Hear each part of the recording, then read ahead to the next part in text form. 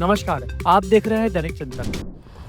भिलाई नगर थाना क्षेत्र में डिजिटल अरेस्ट का एक और मामला सामने आया और इस मामले में पुलिस ने खुलासा किया है और 2 आरोपियों को यूपी से गिरफ्तार करके लाई है। अब इस मामले में नई बात यह है कि इस मामले में कॉल कन्वर्टर मशीन का उपयोग किया गया है जो कि आरोपियों द्वारा अपनी पहचान को छुपाने के लिए किया जाता ताकि केस और भी जटिल हो और पुलिस को उन्हें पकड़ने में भारी परेशानी का सामना करना पड़ सके।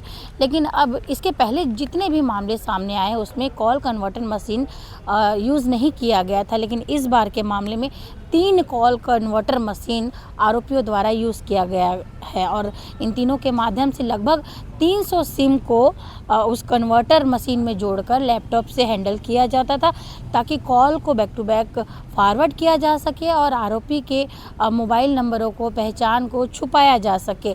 इससे पहले भी डिजिटल अरेस्ट के कई मामले सामने आए हैं। लगातार भारत सरकार द्वारा भी कॉलर ट्यून के माध्यम से ये समझाया जा रहा है जनता को कि डिजिटल अरेस्ट जैसा कोई भी मामला नहीं होता, कोई ऐसा शब्द नहीं होता, कानून में कोई ऐसा प्रावधान नहीं है, लेकिन फिर भी लोग इन ठगों के झांसे में आ जाते हैं और डिजिटल अरेस्ट जैसे मामलों में फंस जाते हैं। इस बार जो मामला सामने आया है, भिलाई नगर थाना क्षेत्र की रहने वाली सेक्टर 7 की रहने वाली प्रार्थी शोभा झा को 1 जुलाई के आसपास कॉल आता है कि उनके नंबर और उनके बैंक खातों द्वारा कहीं ना कहीं मनी लॉन्ड्रिंग में संलिप्तता पाई गई है और उन्हें डराया धमकाया जाता है। सीबीआई के अधिकारी बनकर क्राइम ब्रांच के अधिकारी होने का उन्हें धौंस दिखाया जाता है और गिरफ्तारी का डर भी दिखाया जाता है। प्रार्थियाँ उनके झांसे में आ जाती है और कैसे भी करके 12 लाख रुपए अपने पेंशन के द्वारा और साथ ही अपने गहनों को फाइनेंस कंपनी में गिरवी रख के 12,50,000 रुपये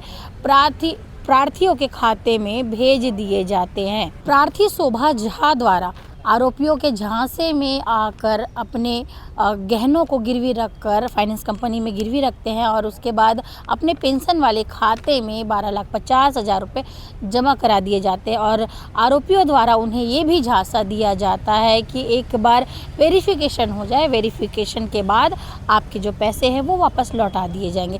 लेकिन ये मात्र सिर्फ और सिर्फ झांसा होता है, क्योंकि डिजिटल अरेस्ट के बाद जो ठग है उनके खाते में जब पैसे चले जाते हैं तो उन्हें वापस पाना नामुमकिन हो जाता है। लेकिन हर बार लोग ऐसे झांसे में आ जाते हैं। इस बार प्रार्थिया के साथ जो ठगी हुई उसके बाद भिलाई की जो पुलिस है, भिलाई नगर थाना की पुलिस है, उसने एक टीम गठित की और इस केस को साइबर टीम को सौंप दिया। अब साइबर टीम जो है वो मोबाइल नंबरों और साथ ही लोकेशन के आधार पर और साथ ही उन खातों को खंगालने में लग गई, उनके लोकेशन खंगालने में लग गई जिन खातों के मदद से पैसे को इधर उधर ट्रांसफ़र किया गया, साथ ही जिन नंबरों से प्रार्थिया को कॉल आया था। अब इसके बाद से पुलिस को सूचना मिलती है कि ये जो साइबर ठगी है ये फतेहपुर यूपी में एक किराए के मकान में की जा रही है। पुलिस द्वारा जब जाँच की जाती है तो एक नाम और निकल कर आता है और वो नाम है अनस खान, जिनके द्वारा इस तरीके का जो सिम है, जो एक बड़ी मात्रा में बल्क में सिम लिया जाता है और दिया जाता है अहमद खान और फैज़ल अहमद को दिया जाता है और फैज़ल अहमद के द्वारा ये सारा कृत्य किया पाया जाता है। लेकिन इसके ऊपर भी और कड़ी है, पुलिस लगातार जांच में लगी हुई है। अब 2 आरोपियों को फतेहपुर यूपी से गिरफ्तार करके लाया गया है। इनके ऊपर की कड़ी को भी अब खंगाला जा रहा है। लगातार दुर्ग पुलिस द्वारा भी लोगों को सावधान किया जा रहा है कि इस तरीके के डिजिटल अरेस्ट में ना पड़े, क्योंकि कानून में डिजिटल अरेस्ट जैसा कोई शब्द नहीं है। सावधान रहिए, क्योंकि कहीं ना कहीं ऐसे ठग जो है अब आधुनिक यंत्रों का उपयोग कर रहे हैं, लैपटॉप और कॉल डाइवर्टर जैसे मशीनों का उपयोग करके अपना शिकार तलाश रहे हैं और कहीं ना कहीं लोग ऐसे झांसों में फंस भी जाते हैं। इस पूरे मामले में, इस पूरे केस में दुर्ग पुलिस द्वारा क्या कुछ जानकारी दी गई है, आप बाइट के माध्यम से आगे देखेंगे। बने रहिए हमारे साथ। मैं भारती, दैनिक चिंतक के लिए। भिलाई नगर थाना में सेक्टर 7 की एक निवासी ने आकर के प्रार्थिया ने रिपोर्ट दर्ज कराया कि उसके साथ 12.5 लाख रुपए का साइबर फ्रॉड हो गया है, ऑनलाइन ठगी हो गया है और 4-5 दिन तक मैं डिजिटल अरेस्ट की शिकार रही। ये उसने रिपोर्ट लिखाया। उससे जब सारी चीज़ें बातचीत की गई, उनसे डिटेल निकाला गया तो एक उसने बताया कि एक ट्राई से बोल रहा हूँ करके अज्ञात नंबर से उनको कॉल आया और कॉल ने बताया कि आपके नंबर से इलीगल एक्टिविटीज़ हुई है, आपके अकाउंट में बहुत सारे पैसे आए हैं और उसको वेरीफाइड करने के लिए मैं क्राइम ब्रांच को एक कॉल ट्रांसफ़र कर रहा हूं। और क्राइम ब्रांच को कॉल ट्रांसफ़र करने के नाम पर उसने दूसरे क्राइम ब्रांच मुंबई के अधिकारी से बात कराया। उसने बताया कि आपका पैसा जो आपके अकाउंट में गया है उसको वेरीफाइड कराना है। तो इसने बताया कि ऐसा कोई वो अकाउंट मेरा नहीं है, नहीं पैसा है। तो उनके आधार का नंबर, उनके सारे डिटेल्स उसने बताए और ये बताया गया उसको डरा धमका करके कि अगर आप हम अभी बात नहीं करोगे तो आपके यहाँ सीबीआई पहुँच जाएगी 2 घंटे में और आपको अरेस्ट करके मुंबई ले आएगी। तो इसका तरीका ये है कि अभी आप डिजिटली अरेस्ट हो गए हो और हमारे संपर्क में रहो और लगातार वीडियो कॉल के माध्यम से वो संपर्क में रहे, डराते धमकाते रहे। इसी बीच उनको अकाउंट नंबर दिया गया और ये बताया गया कि इस अकाउंट में पैसे आप ट्रांसफ़र कर दो, वो पैसा आपको वेरीफाइड करने के बाद अगर सही रहेगा तो वापस कर दिया जाएगा। ऐसे भरोसे में आने के बाद उस प्रार्थिया ने अलग अलग किस्त में 12.5 लाख रुपए उसके अकाउंट में डाल दिए।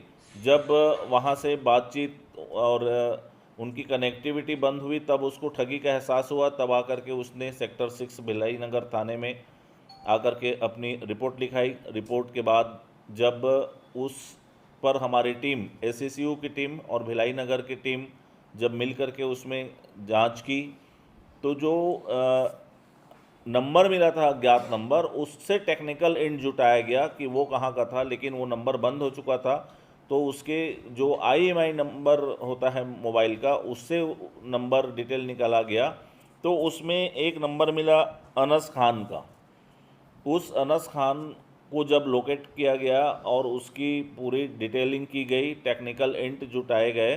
टेक्निकल इनपुट के आधार पर जब उससे ये पाया गया कि वो किसी POS से जो सेंटर है, जहां सिम बिक्री सेंटर है, वहां से एक साथ सिम लेकर के इसमें यूज़ किया गया है, ऐसा पता चलने पर जब वहां टीम हमारी गई तो वहां उत्तर प्रदेश के फतेहपुर का लोकेशन मिला। टीम हमारे वहां जाने के बाद जब उसको उठाया गया तो और एक जीरोइंग हुआ। शाहबाज उर्फ मोहब्बत फैजल, इसके पास से एक मशीन मिला और वो मशीन था कॉल ट्रांसफ़र करने वाला, कि एक साथ उसमें बहुत सारे सिम उपयोग होते थे और उस सिम के माध्यम से एक बार कॉल आप करते करते आप हाइड हो जाएंगे। जैसे उसने कहा कि मैं ट्राई से बोल रहा हूं और ट्राई से कॉल ट्रांसफ़र कर दिया कि मुंबई क्राइम ब्रांच से बोल रहा हूं। तो वो कॉल ट्रांसफ़र करने वाला जो मशीन था, एक साथ लगभग 300 सिम उसमें इस्तेमाल किए जा सकते थे। तो ये मशीन उसके पास से मिला। कॉल सेंटर टाइप का जो स्ट्रक्चर बना रखे थे वो मिला और इसके अलावा भी VI का और एयरटेल के 105 सिम मिले। उन लोगों से 105 सिम जब्ती किया गया। कॉल कन्वर्टर मशीन को जब्त कर लाया गया। 5 मोबाइल उनसे जब्त किया गया और दोनों आरोपियों को ट्रांजिट रिमांड लेकर के यहाँ दुर्ग लाया गया है। अभी 1 दिवस का अलग से पृथक से रिमांड लिया गया है और पूछताछ अभी जारी है। इसमें जो अकाउंट का जो ट्रांजैक्शन हुआ है वो तमिलनाडु से सूरत और केरल से पानीपत में अभी अकाउंट का पता चला है, जो अकाउंट ट्रांसफ़र हुए हैं। इसमें हमारी और भी टीम लगी हुई है और अकाउंट टू अकाउंट जहां ट्रांसफ़र हुए हैं उसकी भी अभी विवेचना की जा रही है। जल्द ही इसमें हम और खुलासे करेंगे। सिम कहाँ से लिए थे? सिम जो खरीदा था कहाँ से लिए थे? वहीं फतेहपुर से इनका एक POS था जहां से लिए हैं, ये अनस खान का, जो एक साथ पर्याप्त मात्रा में सिम उसको दे दिए थे। तो अभी 105 सिम जब्त किए हैं।